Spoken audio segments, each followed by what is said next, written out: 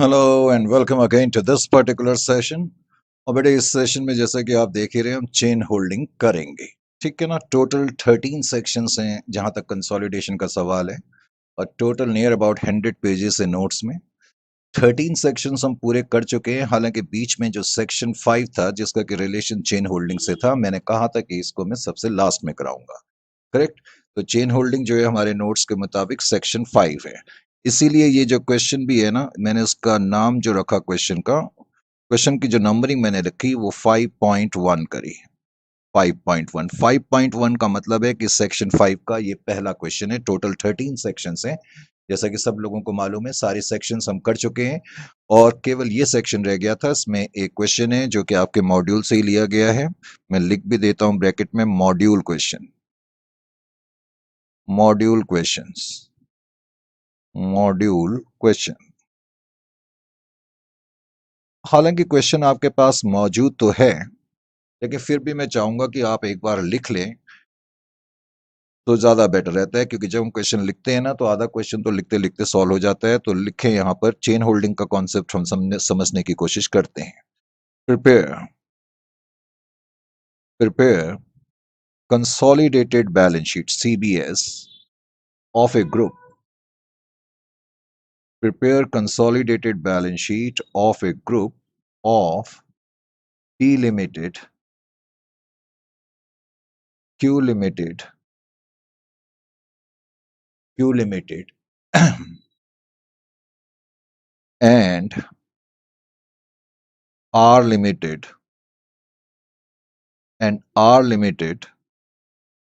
for which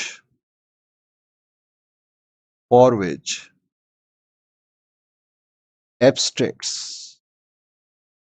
for which abstracts of balance sheet as at 31st 3/21 are given. तो कोई group है P limited का, Q limited का और R लिमिटेड का, और उनकी बैलेंस शीट तुम्हें दी हुई है। ठीक है ना। उनकी बैलेंस शीट में आप लिखें, पहले एक कॉलम में मैंने डिटेल्स लिखा, डिटेल्स, फिर मैंने लिखा P लिमिटेड, फिर मैंने लिखा Q लिमिटेड, फिर मैंने लिखा R लिमिटेड। करेक्ट। ये एक ग्रुप है। जस्ट वेट, ये जो शीट्स है ना, मैं जरा इन शीट्स को, पीछे भी बहुत शीट्स हैं तो जरा ये कुछ यहाँ से हटा दो, तंग करते हैं लिखने में। लीजिए।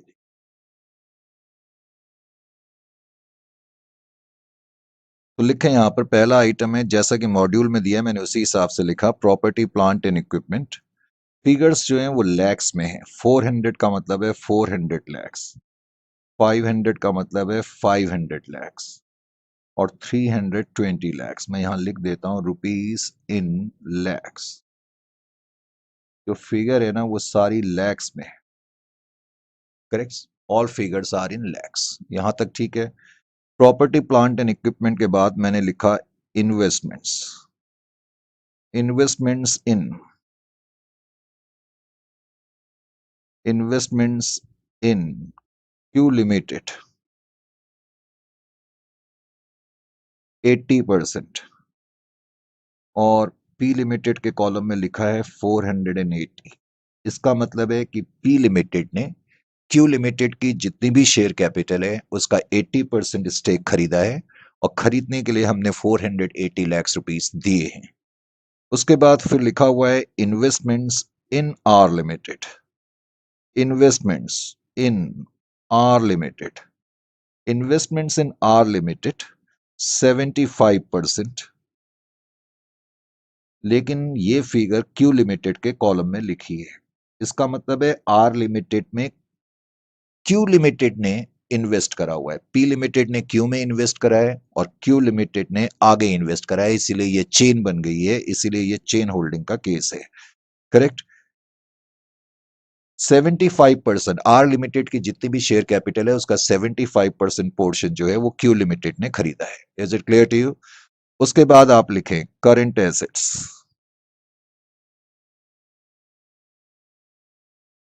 Current assets. अब जहां तक करंट एसेट्स का सवाल है, उसके अंदर आपको दिया हुआ है inventories,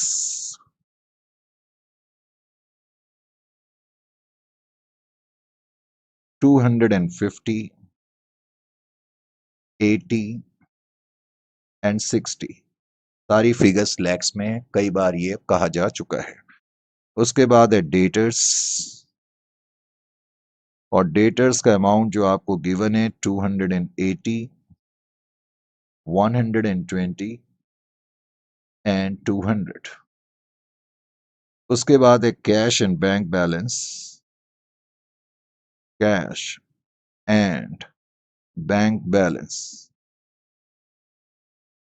cash and bank balance 180, 50 and 60. This is the what we call balance sheet as far as asset side is concerned. Correct. अब जहां तक लायबिलिटी साइड का सवाल है, लायबिलिटी साइड में जो आपको आइटम जिस तरह से मॉड्यूल में दिए हैं, हमने उसी तरीके से लिखा। Share capital 600, 500, 300। Correct. Share capital 600, 500, 300। Other equity, other equity के अंदर कोई पर्टिकुलर आइटम ना दे करके डायरेक्टली अदर इक्विटी लिखा है। अदर इक्विटी का मतलब रिजर्व्स एंड सरप्लस से है। 460 है आपका पी लिमिटेड का, और 160 है किसका? 160, 120। फिर है उसके बाद trade creditors, trade creditors, trade creditors आपको गिवन है। Trade creditors amount given is 500, 300 and 200। Trade creditors के बाद फिर है bills payable, bills payable,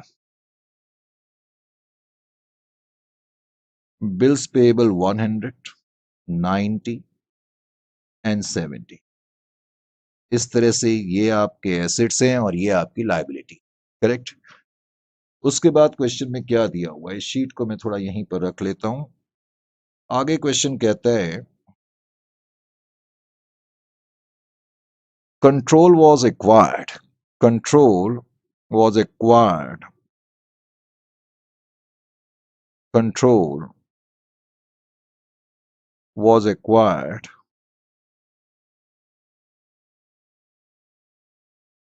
on 30th of September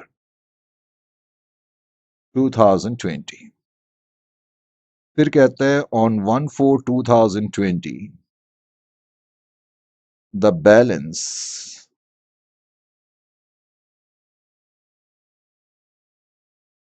in other equity, balance in other equity is as follows, is as follows। तो जो balance है other equity में वो कुछ इस तरीके से है, क्यू लिमिटेड, आर लिमिटेड। वो कहता है 1/4 को अदर इक्विटी जो क्यू लिमिटेड की थी उसमें बैलेंस है 100, और जो आर लिमिटेड की है उसमें है बैलेंस 50। करेक्ट। आगे क्या है? आगे कहता है inventory, inventory of Q limited includes 16 lakhs, 16 lakhs worth of inventory, worth of inventory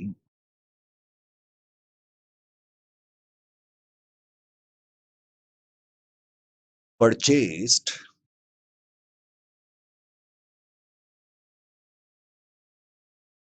purchased from 16 lakh worth of inventory purchased from R Limited, R Limited R Limited sold inventories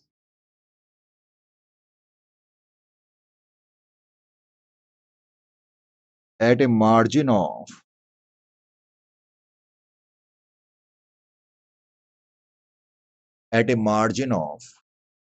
33 at a margin of cost plus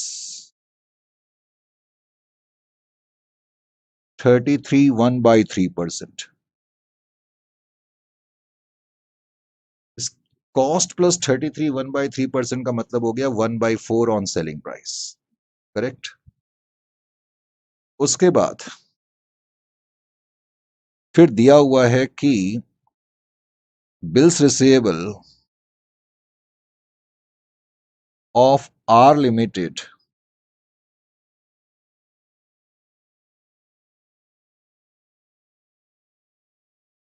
includes rupees 30 lakhs from P Limited and BR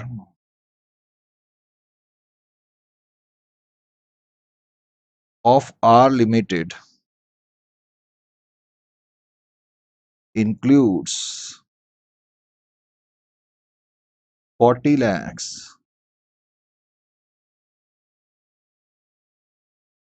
from P Limited। इससे कोई problem नहीं है। इसका मतलब 30 + 70 लैक्स हम bills receivable और बाद में बिल्स पेएबल में से बैलेंस शीट में माइनस कर देंगे। इंटरकंपनी ट्रांजैक्शन का कोई प्रॉब्लम नहीं है। इस क्वेश्चन की जो सबसे मेन लाइन है वो ये है, NCI non controlling interest is to be measured is to be measured is to be measured on fair value basis, on fair value basis। वो कहता है कि हमने जो उसको मेजर करना है ना, ऑन फेयर वैल्यू बेसिस पर मेजर करना है। ये आपका क्वेश्चन है, करेक्ट। ये चेन होल्डिंग का क्वेश्चन है, तो क्वेश्चन को पहले तो मैं किनारे रख दूं क्योंकि मुझे बार बार इस शीट्स को देखना पड़ेगा। Is it clear to you? अब मेरी वाली शीट ना आज खत्म हो गई है, तो इसलिए थोड़ा सा लिखने में प्रॉब्लम हो सकती है। एनीवे, क्योंकि इसमें मार्जिन नहीं होती है, जो एकदम वाइट शीट्स होती हैं। जस्ट वेट, फिर भी मैं कोशिश करता हूँ कि मार्जिन बना दिया जाए। आइए जी, तो क्वेश्चन हमने पढ़ लिया, ठीक है ना। इस क्वेश्चन की खास बात क्या थी? नीचे की इंफॉर्मेशन अनरियलाइज प्रॉफिट से है और इंटरकंपनी ट्रांजैक्शन से, उसमें कोई प्रॉब्लम नहीं है। इस क्वेश्चन में क्या है कि क्यू लिमिटेड, पहले तो पी लिमिटेड ने क्यू लिमिटेड में इन्वेस्ट करा है। एक तो ये पॉइंट ध्यान देने वाला है, और दूसरा पॉइंट ध्यान देने वाला क्या है? एक तो मैंने कहा ये पॉइंट ध्यान देने वाला है, दूसरा पॉइंट ये ध्यान देने वाला है कि इन्वेस्टमेंट इन आर लिमिटेड, यानी कि क्यू लिमिटेड ने आर लिमिटेड में इन्वेस्टमेंट करी है। ध्यान ये रखना है कि पी लिमिटेड ने आर लिमिटेड में इन्वेस्टमेंट नहीं करी है, पी ने क्यू में करी है, क्यू ने आर में करी है। ये ध्यान देने वाला पॉइंट है, इसलिए ये चेन सी बन रही है। अब चेन में हमें क्या करना पड़ता है, ये मैं आपको समझाने की कोशिश करता हूं। इन शीट्स को मैं इधर रख देता हूं क्योंकि मुझे बार बार ना शीट्स की जरूरत पड़ेगी, ठीक है। आइए जी, सबसे पहला स्टेप मैं क्या करूंगा, आज पेन भी मेरे कुछ प्रॉब्लम क्रिएट कर रहे हैं। चलो मैं वाले पेन से देखता हूं। सबसे पहले मैं क्या करूंगा, एक सेकंड के लिए, बहुत सारी शीट्स पड़ी रहती है ना, तो ये सामान हमान, एक सेकंड में जरा इनको सेटल कर लो। क्योंकि तुम्हें मालूम है आजकल रिकॉर्डिंग जो हो रही है ना घर के स्टूडियो से हो रही है, तो इसलिए, और वायरिंग भी बीच में है, शीट्स भी पड़ी हैं, कैलकुलेटर भी पड़ा है, बहुत सामान पड़ा हुआ है। और प्रॉब्लम ये होती है, जो प्रोफेशनल स्टूडियो की सहूलियतें होती है वो नहीं हो पाती है। एनीवे, सबसे पहले मुझे क्या करना है, करेक्ट। सबसे पहले तो आप क्या करेंगे, स्टेप नंबर 1, आइए जी यहां से आते हैं। हालांकि रेड पेन का चलो मैं यूज कर लेता हूं। सबसे पहले मैंने क्या करा इस केस में, कुछ एनालिसिस करा। एनालिसिस किस चीज का एनालिसिस करा मैंने? एनालिसिस मैंने ये करा, ध्यान से सुने। एक तो यहां पर इस क्वेश्चन में पी लिमिटेड और क्यू लिमिटेड के बीच में, पी लिमिटेड और क्यू लिमिटेड के बीच में कुछ रिलेशनशिप है। आज पेन भी कहता है कि मुझे कुछ प्रॉब्लम है, मेरे को लिखना नहीं है, पेन भी कह रहा है। एनीवे ये पी लिमिटेड है। पी लिमिटेड जो है उसने इन्वेस्टमेंट करा हुआ है किसमें? क्यू लिमिटेड में। पी लिमिटेड ने इन्वेस्टमेंट किसमें करा है? Q limited. करेक्ट। हमें मालूम है कि जो क्यू लिमिटेड है, लगता है इसमें फ्लैश नहीं हो पा रहा है। पी लिमिटेड ने क्यू लिमिटेड में इन्वेस्टमेंट करा है। क्यू लिमिटेड की जो टोटल शेयर कैपिटल है, अगर मैं उसको 100% मान लेता हूं, तो हमें दिया ही हुआ है कि इस 100% में से 75% जो है वो, सॉरी 80% जो है स्टेक्स पी लिमिटेड के हाथ में है। अगर मैंने क्यू लिमिटेड में 100% इन्वेस्टमेंट करा है, तो इसका मतलब क्यू लिमिटेड की जितने भी शेयर कैपिटल है उसका 80% कंट्रोल जो है वो पी लिमिटेड के हाथ में है। और इसका मतलब 20% कंट्रोल जो है वो हमारे हाथ में नहीं है। तो इसका मतलब ये हो गया कि नॉन कंट्रोलिंग इंटरेस्ट, जहां तक क्यू लिमिटेड का सवाल है, तो क्यू लिमिटेड नाम की जो कंपनी है उसमें हमारा हिस्सा 80% है और 20% जो है वो नॉन कंट्रोलिंग इंटरेस्ट का हिस्सा है। इसी तरह से दूसरी रिलेशनशिप यहां पर क्या डेवलप होती है? क्यू लिमिटेड और आर लिमिटेड। क्यू लिमिटेड और आर लिमिटेड, आपने देखा कि आर लिमिटेड की शेयर कैपिटल अगर मैं 100% मान के चलूं, तो क्वेश्चन में दिया हुआ है कि क्यू लिमिटेड ने इसमें 75% इन्वेस्ट करा है। 75% इन्वेस्ट करा है। अगर 100% में से 25% क्यू लिमिटेड के हाथ में है, तो इसका मतलब 25% क्यू लिमिटेड के हाथ में नहीं है, जिसको कि हम लोग एनसीआई कह देते हैं। लेकिन यहां एक पॉइंट बहुत ध्यान से समझना है, और यही चेन होल्डिंग की सबसे मेन पॉइंट है। अगर आपने इस पॉइंट को कंट्रोल कर लिया तब तो आपका ये क्वेश्चन 1 मिनट में सॉल्व हो जाएगा। ध्यान दें, आपको ये भूलना नहीं है कि आप पी लिमिटेड हो, आप हो पी लिमिटेड। आपने क्यू लिमिटेड में कुछ इन्वेस्टमेंट करी है। इनफैक्ट क्यू लिमिटेड को आप 80% कंट्रोल कर रहे हो, ये आपने भूलना नहीं है। आप क्यू लिमिटेड को 80% कंट्रोल कर रहे हो या नहीं कर रहे हो? सर बिल्कुल कर रहे हैं। अब मैं ये कहता हूं कि आर लिमिटेड नाम की जो कंपनी है उसका 75% कंट्रोल क्यू के हाथ में है। आर जो कंपनी है उसका 75% कंट्रोल क्यू के हाथ में है, और क्यू का 80% कंट्रोल आपके हाथ में है। क्यू का 80% कंट्रोल आपके हाथ में है।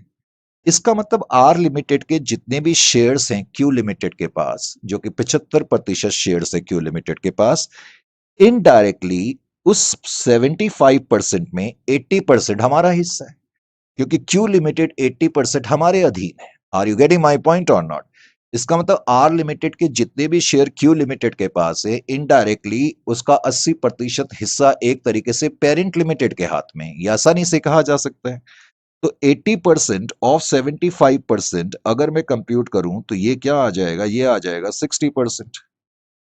ये 60% आ गया। इसका मतलब है कि जो क्यू लिमिटेड नाम की कंपनी है, 75% निश्चित रूप से उसके हाथ में शेयर्स हैं आर लिमिटेड के, लेकिन टेक्निकली क्यू लिमिटेड 80% हमारे कंट्रोल में है। तो जितने भी शेयर्स इनके हाथ में जो कि 75% है, हम कह सकते हैं कि उसका 80% हमारे हाथ में।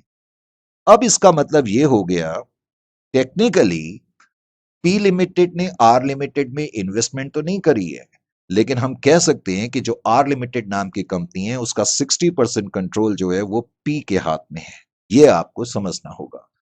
Are you getting my point और नॉट? आर लिमिटेड में हमने डायरेक्ट इन्वेस्टमेंट नहीं करी है, लेकिन हम ये मान के चलेंगे कि अब उसमें 60% कंट्रोल जो है हमारा है। Is it clear to you or not?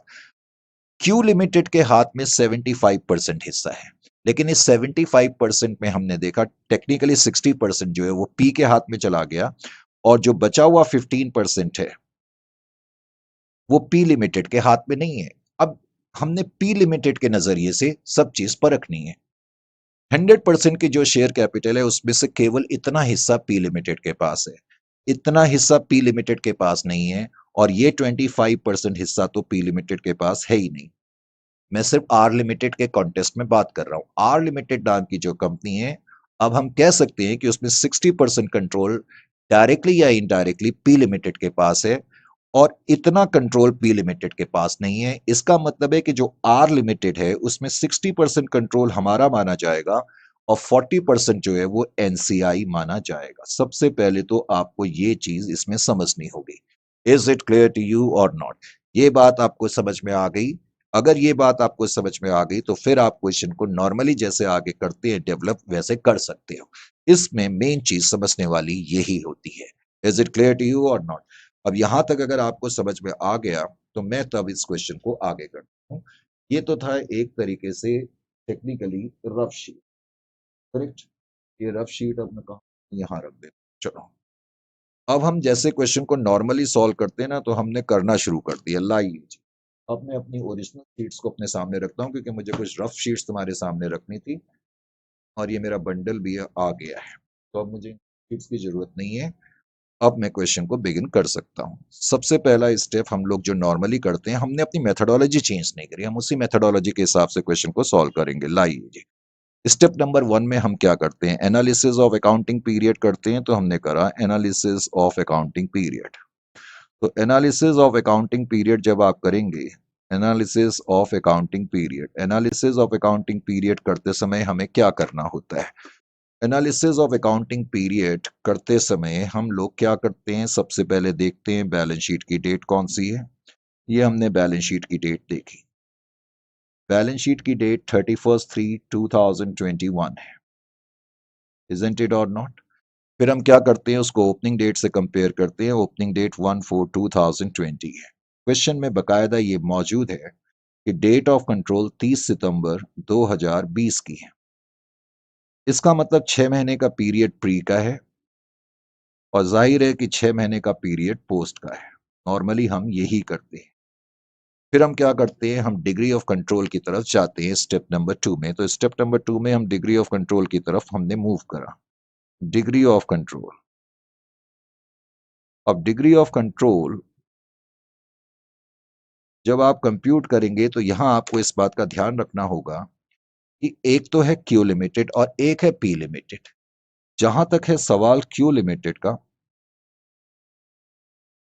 तो मैं बता चुका हूं कि पी, जहां तक सवाल है क्यू लिमिटेड का, पी लिमिटेड के हाथ में 80% हिस्सा है, और एनसीआई के हाथ में 20% का हिस्सा है। जहां तक सवाल है आर लिमिटेड का, हमने अभी अभी देखा, जहां तक सवाल है आर लिमिटेड का, तो आर लिमिटेड में हमने ये भी देखा कि पी लिमिटेड के हाथ में बेसिकली इफेक्टिवली 60% है, जो मैं आपको रफ शीट में समझाने की कोशिश कर रहा था। Is it clear to you? और मैंने ये भी समझाने की कोशिश करी कि इसमें 40% का हिस्सा हमारे पास नहीं है। तो अब आपके सामने क्लियर होना चाहिए कि क्यू लिमिटेड में पी का और नॉन कंट्रोलिंग इस स्टेक्स का, नॉन कंट्रोलिंग इंटरेस्ट होल्डर्स का स्टेक या हिस्सा कितना है, और आर लिमिटेड में कितना है। एक बार ये क्लियर होने के बाद तीसरा स्टेप वही है जो हम करने के आती हैं। अब तीसरे स्टेप में हम क्या करते हैं? एनालिसिस करते हैं। तो हमने एनालिसिस करना शुरू करा। Analysis analysis of other equity हम करते हैं, इजंट इट और not? Analysis of other equity item, हालांकि यहाँ अदर इक्विटी के अंदर कोई आइटम्स नहीं है, सिर्फ अदर इक्विटी गिवन है। लेकिन अब की बार जब मैं एनालिसिस करूंगा तो उसमें भी पहले मैं क्यू लिमिटेड का अलग से करूंगा, आर लिमिटेड का अलग से करूंगा। बस ये थोड़ी सी दिक्कत है हमारे पास, अदरवाइज कोई भी दिक्कत इस क्वेश्चन में हमारे पास नहीं है। अब जब आप एनालिसिस करेंगे तो अपनी क्वेश्चन की शीट को आप सामने रखें, मैंने भी रखा है। अपनी क्वेश्चन की शीट को पहले ध्यान से देखो। क्वेश्चन निकाल लिया आपने? यस। अब अपने क्वेश्चन में अपनी बैलेंस शीट को देखो। देख लिया जो मैंने रफ शीट में क्वेश्चन लिखाया था? क्वेश्चन तुम्हारे पास वैसे भी मौजूद है, क्योंकि जिनके पास नोट्स नहीं है उनके लिए बेसिकली। अब मुझे ये बताओ कि क्यू लिमिटेड के कॉलम में बैलेंस शीट के अंदर लायबिलिटी साइड की तरफ आ जाओ। लायबिलिटी साइड पे मुझे ये बताओ क्यू लिमिटेड में अदर इक्विटी का आइटम कितना दिया हुआ है। क्यू लिमिटेड के कॉलम को अगर आप देखेंगे तो क्लोजिंग बैलेंस 160 लाख दिया हुआ है। सारी फिगर्स लैक्स में, ये क्लोजिंग बैलेंस मैंने लिखा। अब मुझे ये बताओ कि ओपनिंग बैलेंस कितना है। ये एडिशनल इंफॉर्मेशन में तुम्हें दिया हुआ था। एडिशनल इंफॉर्मेशन में उसने लिखा है कि ओपनिंग बैलेंस का जहां तक सवाल है, अब वो रफ शीट पे काफी दूर चली गई है। रफ शीट अच्छा यहीं पर है, चलो फॉर्चुनेट रफ शीट कहाँ पर चलो फॉर्चुनेट देखो, ये क्लोजिंग बैलेंस शीट थी। क्यू लिमिटेड का जो है लाइबिलिटी साइड की बात कर रहा हूं, तो क्यू लिमिटेड में 160 का बैलेंस है। और जो एडिशनल इंफॉर्मेशन है उसमें मैंने लिखा है क्यू लिमिटेड का बैलेंस बिगनिंग में इतना है। तो आप इन दोनों बैलेंस को कंपेयर कर लो, ठीक है ना। ये शीट में इधर ही रख देता हूँ क्योंकि बार बार जरूरत पड़ेगी। अब मैंने क्या करा, तो ओपनिंग बैलेंस मुझे पता लग गया 100 का है, कोई मुश्किल ही नहीं, वेरी सिंपल। अब हम क्या करेंगे, इनको कंपेयर कर लेंगे। कंपेयर करके हमें ये पता लग गया कि ड्यूरिंग द ईयर में, ये अकाउंटिंग पीरियड में, करंट अकाउंटिंग पीरियड में अदर इक्विटी 60 की रही होगी। अब इस 60 में से भी हमें कुछ प्री और कुछ पोस्ट में डिवाइड करना होगा, इजंट इट और नॉट। क्योंकि 6 महीने प्री के हैं, 6 महीने पोस्ट के हैं। तो इसका मतलब प्री 30 रुपए की रही, प्री एक्विजिशन इक्विटी, और पोस्ट एक्विजिशन अदर इक्विटी जो रही वो भी 30 की रही। तो जहां तक क्यू लिमिटेड का सवाल है, उसका एनालिसिस हमने 1 सेकंड में कर लिया। उसके बाद अब हम आते हैं फिर P analysis of other equity में। अब मैं आर लिमिटेड की अदर इक्विटी को एनालाइज करूंगा। आर लिमिटेड की अदर इक्विटी को अब आप एनालाइज कर ले।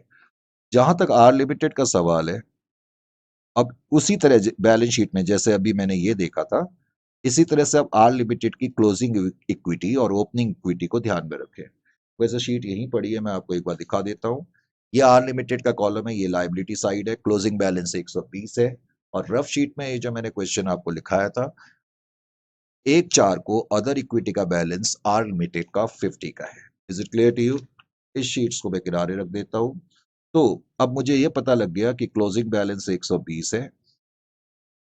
मुझे यह भी पता लग गया कि ओपनिंग बैलेंस 50 है।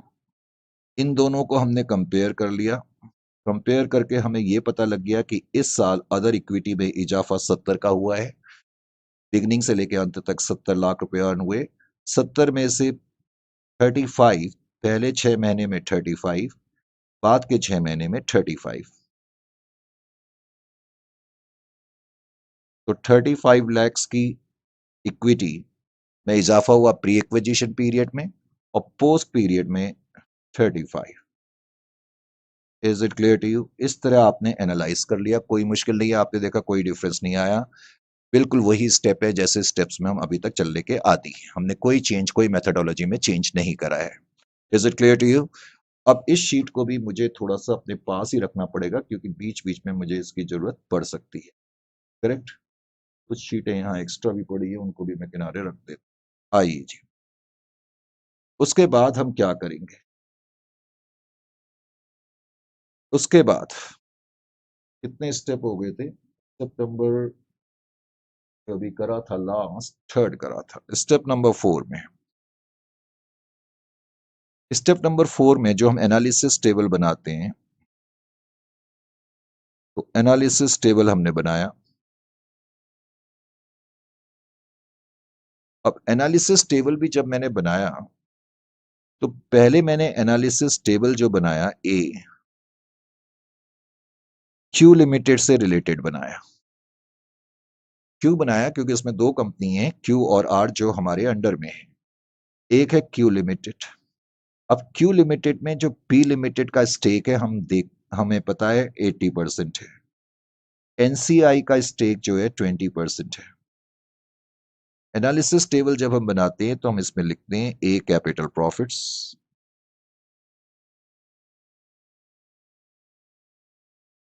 अभी अभी हमने एनालिसिस करा था। हमें पता है कि बिगनिंग की डेट को जो अदर इक्विटी रही होगी वो तो कैपिटल नेचर की रही होगी। तो other equity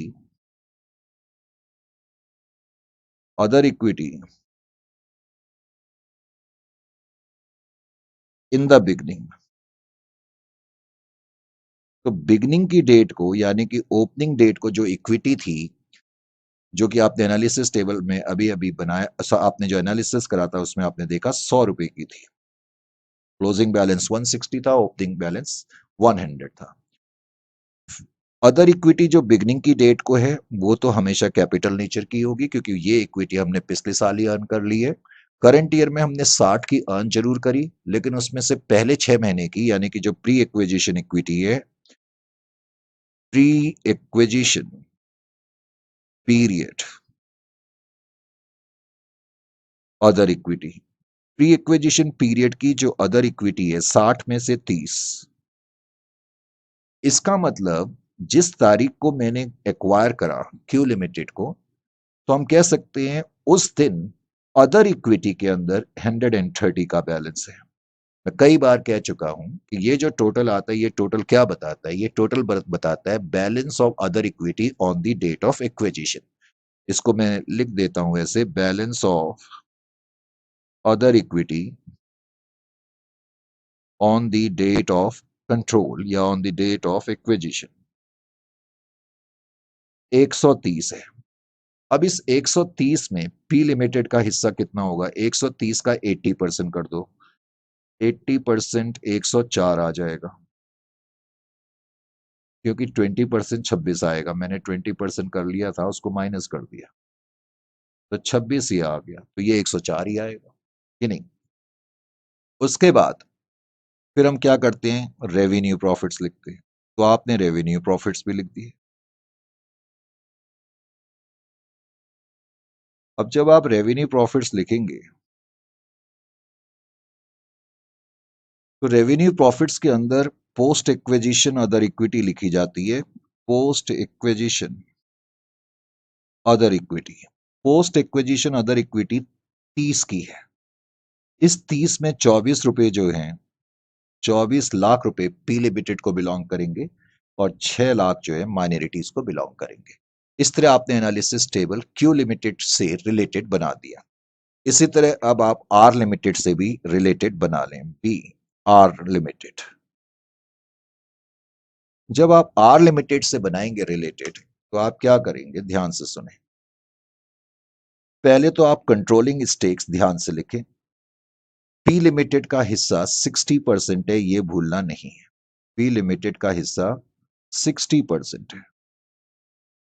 non controlling interest का हिस्सा कितना है? 40%। करेक्ट? ये आपने पहले तो भूलना नहीं है। अब आप उसी तरीके से लिखें, ए कैपिटल प्रॉफिट्स। अब जहां तक कैपिटल प्रॉफिट्स का सवाल है, other equity in the beginning, जो इक्विटी बिगनिंग में थी, बिकॉज ये इक्विटी तो लास्ट ईयर अर्न कर ली गई है, जो कि 50 रुपए की है, तो ये तो कैपिटल नेचर की है ही। और प्री एक्विजिशन अदर इक्विटी, तुम्हें याद होगा जब तुमने एनालिसिस करा था तो क्लोजिंग बैलेंस 120 था, ओपनिंग बैलेंस 50 था, जिसका डिफरेंस 70 रुपए ये शो कर रहा था कि इस पूरे साल में 70 रुपए की अदर इक्विटी जो है आर लिमिटेड ने अर्जित करी। उस 70 में से पहले 6 महीने यानी कि 35 प्री एक्विजिशन है। तो इसका मतलब जिस दिन मैंने एक्वायर करा उस दिन आर लिमिटेड की अदर इक्विटी 85 है।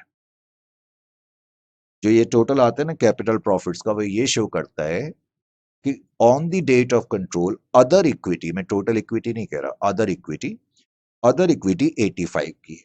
इस 85 का 60% कितना आ जाएगा? अगर आप कंप्यूट करना चाहते हैं, एक मिनट जरा रुकें। 85 इंटू 60%, 51 आ रहा है मेरी कैलकुलेशन के हिसाब से। तो 51 जो है वो पी लिमिटेड को बिलोंग करते हैं और एनसीआई को बिलोंग कर,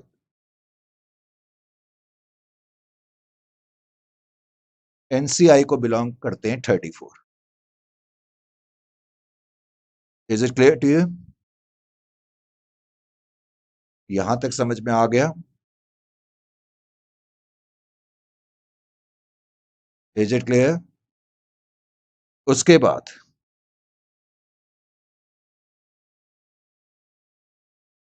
स्टेप नंबर 5 की तरफ हम बढ़ते हैं। अब स्टेप नंबर 5 में हम लोग क्या करेंगे? स्टेप नंबर 5 में कैलकुलेशन ऑफ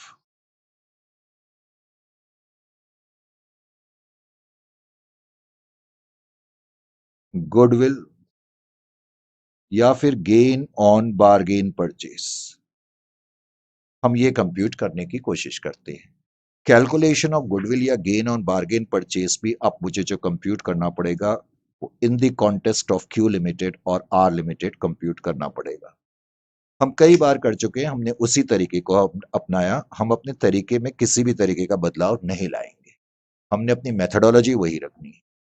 हम क्या करते हैं, सबसे पहले हम ये देखते हैं कि इस दिन नेट आइडेंटिफाइबल एसेट कितने की है। आइडेंटिफाइबल एसेट,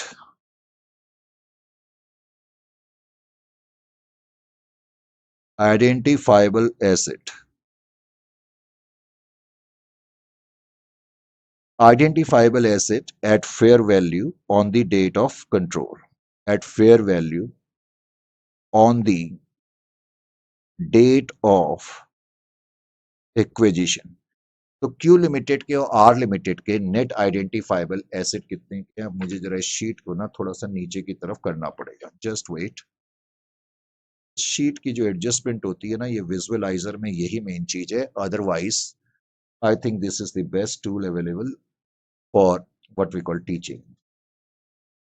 आइए जी, एक सेकेंड,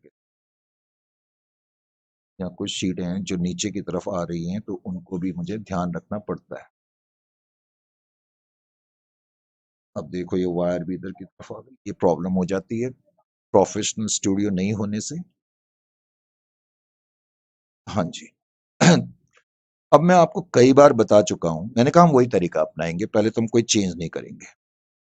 मैंने आपको कई बार बताया है, नेट आइडेंटिफाइबल एसेट का on the date of acquisition, इसका इनडायरेक्टली मतलब होता है इक्विटी। इसका मतलब सब्सिडियरी कंपनी की इक्विटी डेट ऑफ कंट्रोल के दिन या एक्विजिशन के दिन कितनी थी। और इक्विटी का मतलब मैं आपको कई बार बता चुका हूं, इक्विटी का मतलब होता है share capital plus other equity, share capital plus other equity on the date of control. क्योंकि हमें on the date of control या on the date of acquisition equity चाहिए या आइडेंटिफाइबल एसेट चाहिए। तो अब जैसे मुझे क्यू लिमिटेड की फाइंड करने नेट आइडेंटिफाइबल एसेट, पहले तो मैं ये देखने की कोशिश करूंगा कि जो क्यू लिमिटेड नाम की कंपनी है, जो क्यू लिमिटेड नाम की कंपनी है, उसकी share capital on the date of acquisition कितनी है। वो तुम्हें क्वेश्चन में डायरेक्टली कभी नहीं दी होती। तो जो क्लोजिंग डेट को, बैलेंस शीट की क्लोजिंग डेट को क्यू लिमिटेड की जो शेयर कैपिटल है, वही कैपिटल आप एक्विजिशन की डेट को मानेंगे, क्योंकि कैपिटल में कोई चेंज तो होता नहीं है। तो इसका मतलब जिस दिन मैंने कंट्रोल एक्वायर करा, मैं ये मान के चलूंगा कि शेयर कैपिटल क्यू लिमिटेड की, पहले तो अपनी बैलेंस शीट में देखो उनकी शेयर कैपिटल कितनी है, वो तुम्हें 500 नजर आएगी। देख लिया आपने बैलेंस शीट में क्यू लिमिटेड की, तो आप मान के चलेंगे on the date of control उनकी कैपिटल में इतना ही बैलेंस था। अब मुझे ये देखना है कि क्यू लिमिटेड की other equity on the date of control कितनी है, और ये अभी अभी आपने कंप्यूट कर लिया है। ये आपने देखा कि ये क्यू लिमिटेड के संबंध में हमने एनालिसिस करा था, और क्यू लिमिटेड के संबंध में जब ये एनालिसिस करा था, तो हमने ये निकाल लिया था कि on the date of control balance उनकी अदर इक्विटी में 130 है, जो कि वैसे भी निकाला जा सकता है। हमें मालूम है कि बिगनिंग की डेट को जो अदर इक्विटी होती है कैपिटल नेचर की होती है, और प्री एक्विजिशन हम कंप्यूट कर चुके हैं, तो 100 प्लस 30 130, वो डायरेक्टली भी हम कर सकते थे, हमें इस स्टेप की कोई जरूरत नहीं थी। लेकिन हम बिकॉज एक पर्टिकुलर अप्रोच के तहत सारे क्वेश्चन सॉल्व कर रहे हैं, तो इसलिए मैंने उस अप्रोच में चेंज नहीं करा। Is it clear to you? समझ में आ गया? तो इसका मतलब मेरे पास आराम से अब इक्विटी आ गई, share capital plus other equity on the date of control.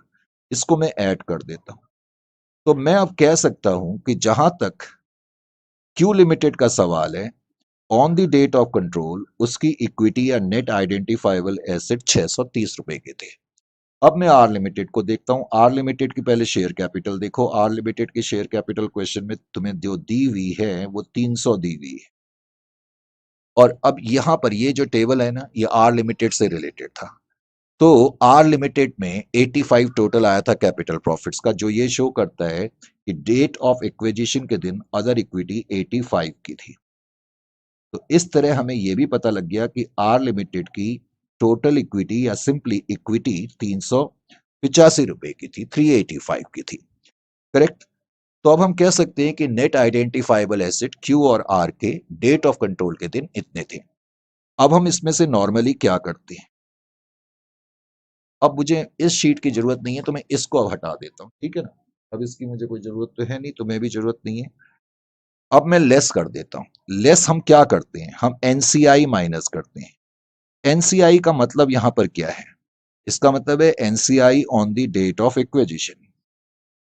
अब नॉर्मली आप लोग जब नॉर्मली क्वेश्चन अभी तक हम कर रहे थे, इनफैक्ट जितने भी क्वेश्चन अभी तक हमने करे, नॉर्मली हम क्या करते हैं, एनसीआई डेट ऑफ एक्विजिशन के दिन कितनी होगी ये देखने के लिए हम क्या करते हैं, जो भी अदर इक्विटी है डेट ऑफ एक्विजिशन के दिन, जो भी टोटल इक्विटी है उसका जो भी एनसीआई की परसेंटेज है वो हम उसमें अप्लाई कर देते हैं।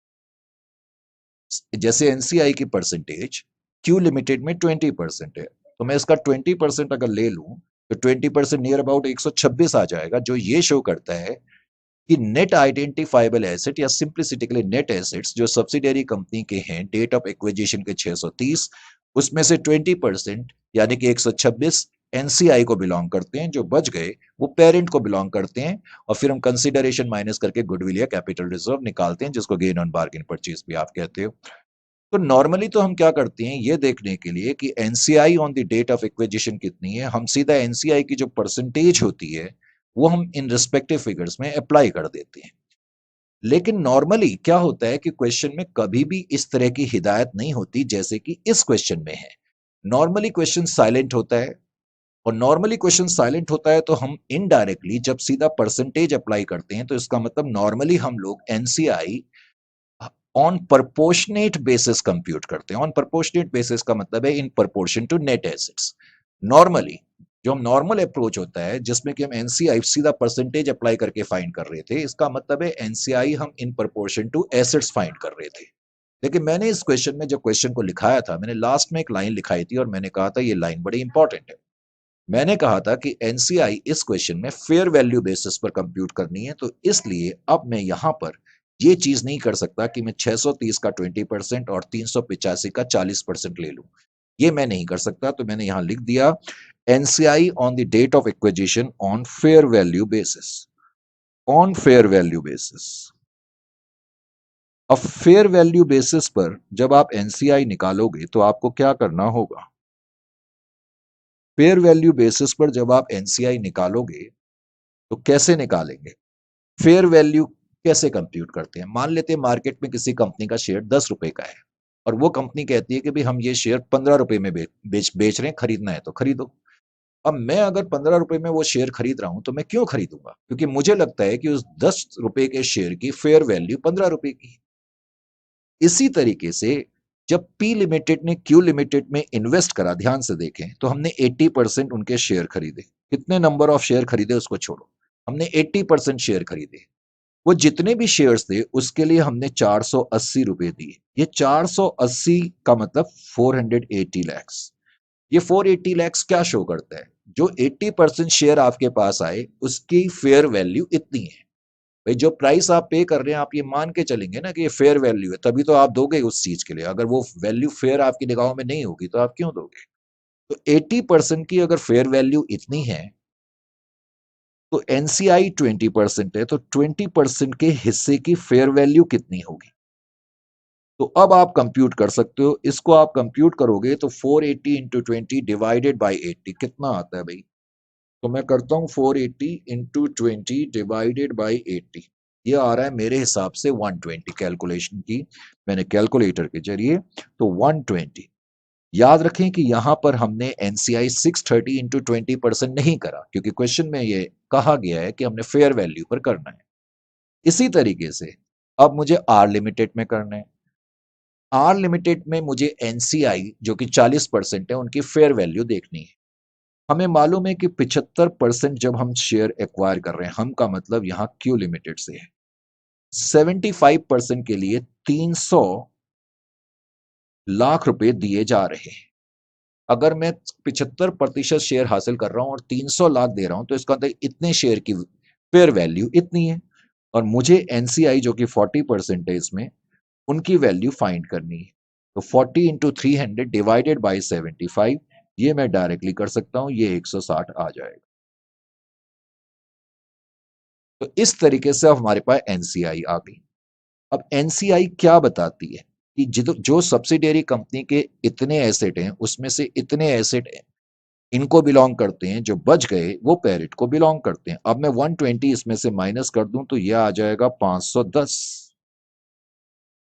और 385 में से अगर मैं माइनस कर दूं 385 माइनस 160 तो ये आ रहा है 225। तो इसका मतलब जितने भी नेट एसेट्स हैं या इक्विटी है सब्सिडियरी कंपनीज की, उसमें पेरेंट का शेयर क्यू लिमिटेड में इतना है और आर लिमिटेड में इतना है। डेट ऑफ एक्विजिशन यानी कि जिस दिन हमने कंट्रोल एक्वायर करा, इतने नेट एसेट्स हमें मिले, क्यू लिमिटेड के इतने नेट एसेट आर लिमिटेड के हमें मिले। इसके लिए हमने कंसिडरेशन, लेस कंसिडरेशन, अब मैं कंसिडरेशन पे करूंगा, लेस कंसिडरेशन। अब कंसिडरेशन में कितना पे कर रहा हूं, जरा अपने उस क्वेश्चन को ध्यान से देखो और अपनी एसेट साइड की तरफ देखो। बताओ, पी लिमिटेड ने जब क्यू लिमिटेड में पैसा लगाया तो कितना लगाया, 480 लाख। ये 480 लाख मैंने माइनस कर दिए। अब देखो, ये जो कैलकुलेशन ऑफ गुडविल वगैरह होती है ना, ये कौन करता है, ये पेरेंट करता है। अब मुझे ये बताओ कि पेरेंट ने इस कंपनी में कितना पैसा लगाया, पेरेंट ने। सर कैसे पता लगेगा पेरेंट ने कितना पैसा लगाया? अब यहां आपको जरा ध्यान रखना है, ये बहुत इंपॉर्टेंट पार्ट है। पेरेंट ने कितना पैसा लगाया, पहले तो मुझे ये बताओ कि क्यू ने इस कंपनी में कितना पैसा लगाया। क्यू, बिकॉज आपने आपने तो इसको टेक्निकली आपने डायरेक्टली तो पैसा लगाया ही नहीं ना आर लिमिटेड में। एक्चुअली पैसा तो क्यू ने लगाया। अब क्यू ने जो पैसा लगाया वो 300 करोड़, 300 लाख, 300 लैक्स हमने पे करा इस कंपनी में। क्यू लिमिटेड ने इसमें इन्वेस्टमेंट करी। लेकिन जो 300 लाख है ना, ये आपको ध्यान रखना पड़ेगा। इन्वेस्टमेंट तो क्यू कर रही है, लेकिन प्रॉब्लम क्या है कि क्यू की जो भी डिसीजन है वो आपके द्वारा गाइडेड है, क्योंकि आप क्यू लिमिटेड को कंट्रोल कर रहे हो। तो आप क्या मान के चलोगे कि क्यू लिमिटेड ने जो पैसा लगाया, बिकॉज क्यू में आपका हिस्सा 80% है, तो आप मान के चलोगे कि आपने 240 रुपए की पेमेंट करी। पेमेंट तो क्यू ने ही करी है, लेकिन आप ये मान के चलोगे कि उस पेमेंट में आपका हिस्सा इतना है, और जो बाकी हिस्सा है 20%, क्योंकि क्यू लिमिटेड में आपका हिस्सा 80% है, 20% एनसीआई का है, और क्यू लिमिटेड आर लिमिटेड में पैसा लगा रही है।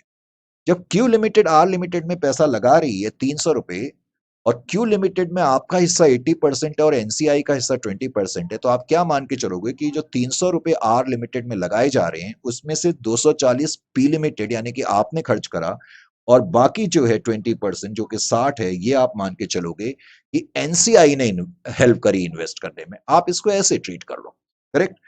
तो इसका मतलब है कि यहां पर मैं 300 नहीं लिखूंगा, और ये गलती मत कर देना। तो यहां पर आपने कितना पैसा पे करा, 240 करा। ये पॉइंट आपको ध्यान रखना पड़ेगा। Is it clear to you? Sir ये 240 तो हमने लिख दिया, 60 का क्या करेंगे? Yes, this is a good question. बाद में जब आप नॉन कंट्रोलिंग इंटरेस्ट कंप्यूट करोगे ना, खासतौर से क्यू लिमिटेड के, तो उसमें से हम ये 60 माइनस कर देंगे। क्यों कर देंगे वो रीजन मैं अभी बाद में बता दूंगा।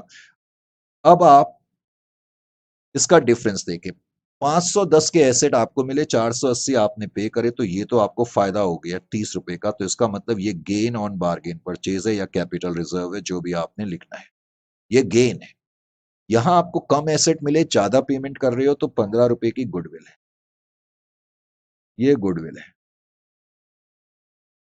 इसका मतलब नेट इफेक्ट ये है, अगर आप इन दोनों का नेट इफेक्ट ले लो या इन दोनों को नेट ऑफ कर दो, तो 15 रुपए बचेगा, 30 माइनस 15, और वो बचेगा गेन ऑन बार्गेन परचेज, जो कि हम बैलेंस शीट में दिखाएंगे। Is it clear to you? तो इस तरह से आपने गेन ऑन बार्गेन परचेज भी कंप्यूट कर लिया। आपने देखा हमने अपनी मेथोडोलॉजी में कोई चेंज किसी तरीके का नहीं करा, हमने अपने अप्रोच में कोई कमी नहीं रखी है। उसके बाद फिर हम कंप्यूट करते हैं, ये कौन सा स्टेप था मैं ही भूल गया। चलो अब जो भी स्टेप है, शायद 7th है, लास्ट मैंने अभी 6, ठीक है, तो ये 7th ही है। अब एनसीआई ऑन रिपोर्टिंग डेट, अब आप रिपोर्टिंग डेट को आ जाओ।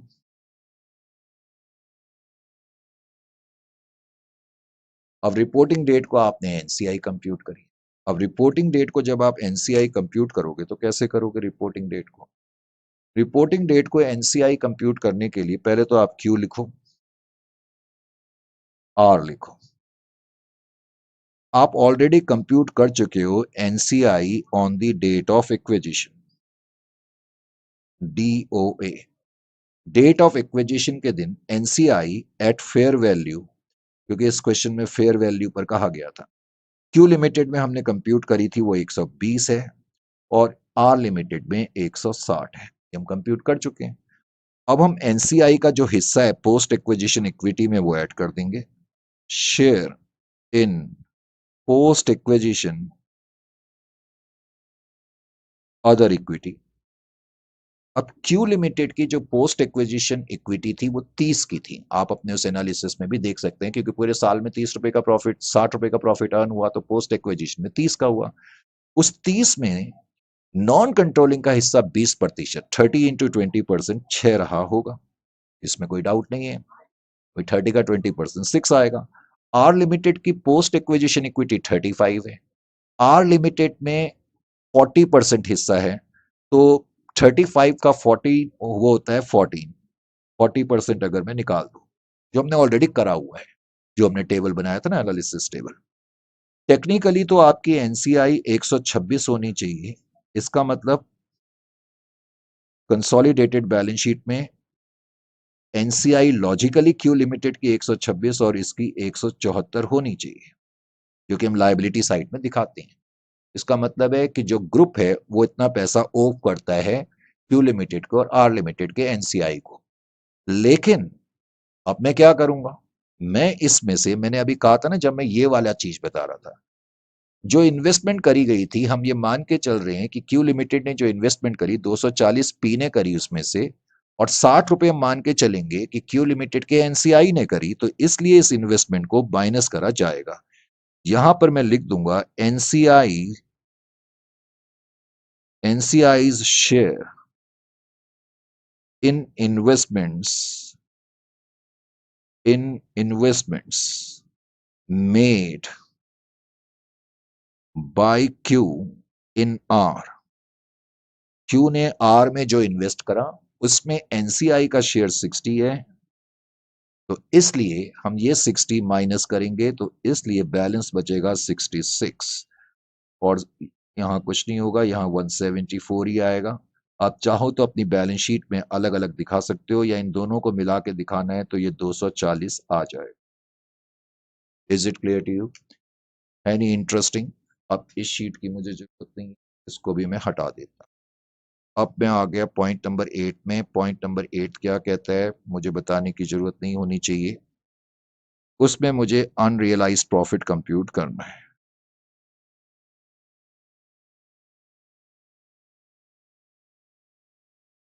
अनरियलाइज्ड प्रॉफिट,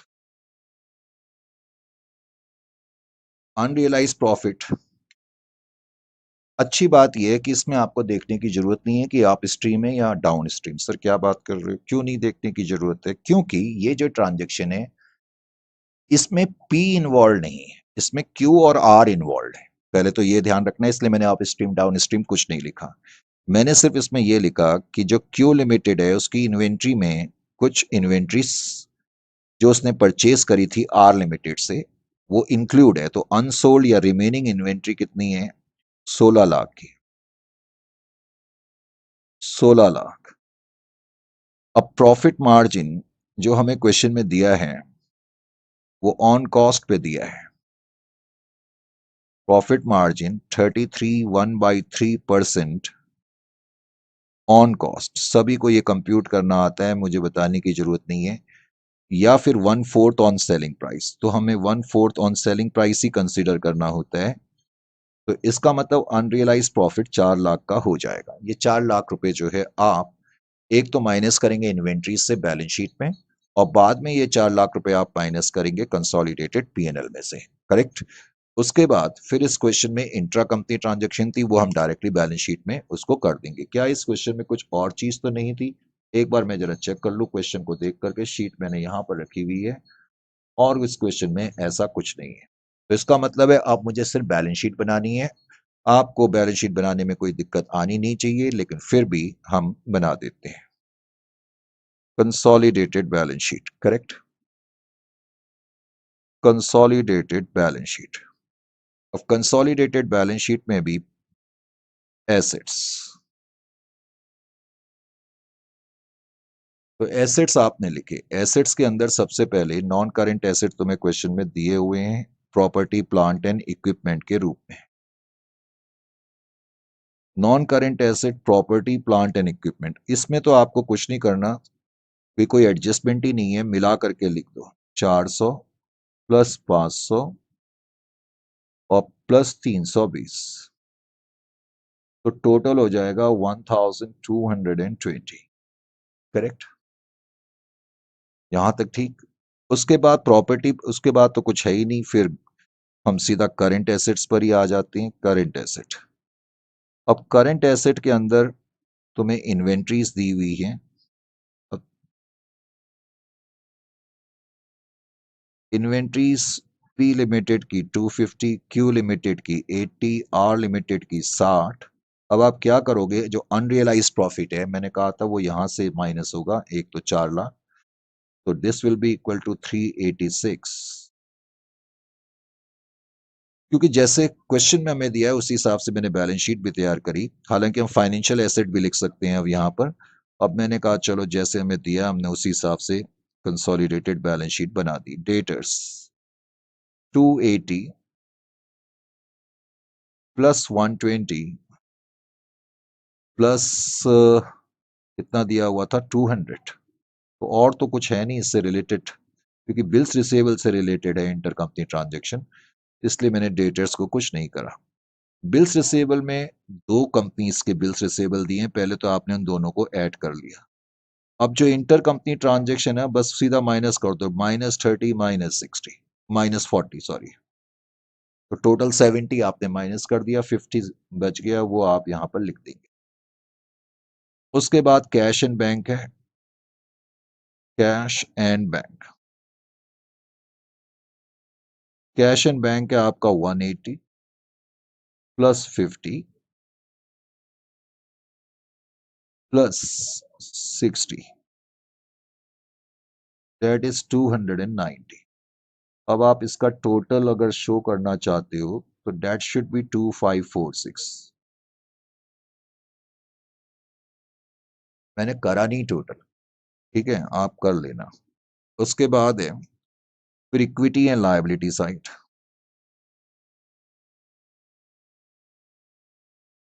अब जहां तक इक्विटी एंड लायबिलिटी साइड का सवाल है, इक्विटी एंड लायबिलिटी, तो इक्विटी एंड लायबिलिटी में आप क्या करेंगे? ऑफ कोर्स पहले तो हम इक्विटी लिखते हैं,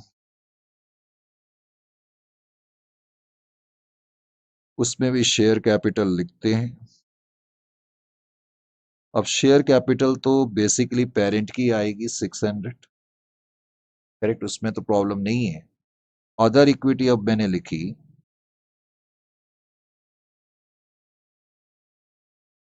अदर इक्विटी के अंदर अदर इक्विटी ही आइटम है एक्चुअली।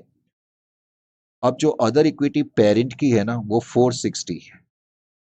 पहले तो पेरेंट का टोटल आपने नोट कर लिया, फिर आपने इसमें ऐड कर दिया plus share in post acquisition equity,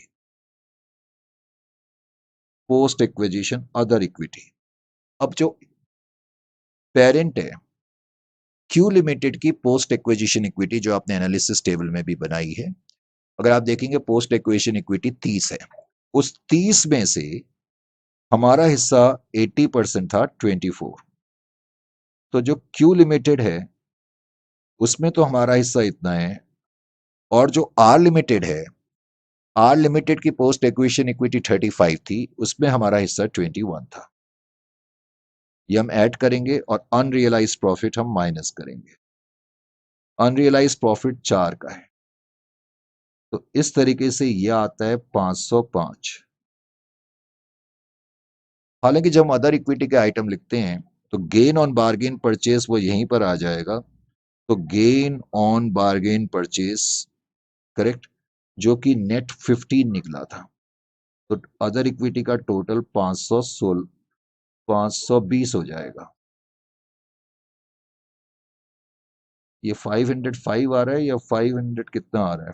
505 -4, ये शायद 501 आ रहा है, मैं एक मिनट चेक कर लूं। करेक्ट, तो लगता है 460 प्लस 24 प्लस 21, 505 -4। तो मैंने ना यहीं तक टोटल करा, 4 तो माइनस ही नहीं करा। 501 प्लस 15, तो ये 516 आ जाएगा। कोई बात नहीं, वो आप लिख सकते हो। ये 501 है, ये 516 है, जरा ध्यान रखना, ठीक है ना। तो ये अदर इक्विटी आ गई। उसके बाद फिर आप अपना नॉन कंट्रोलिंग इंटरेस्ट लिखोगे। नॉन कंट्रोलिंग इंटरेस्ट मिलाकर के 240 आया था, मैंने बता दिया था। उसके बाद नॉन कंट्रोलिंग इंटरेस्ट के बाद फिर आपके आइटम जो बच गए,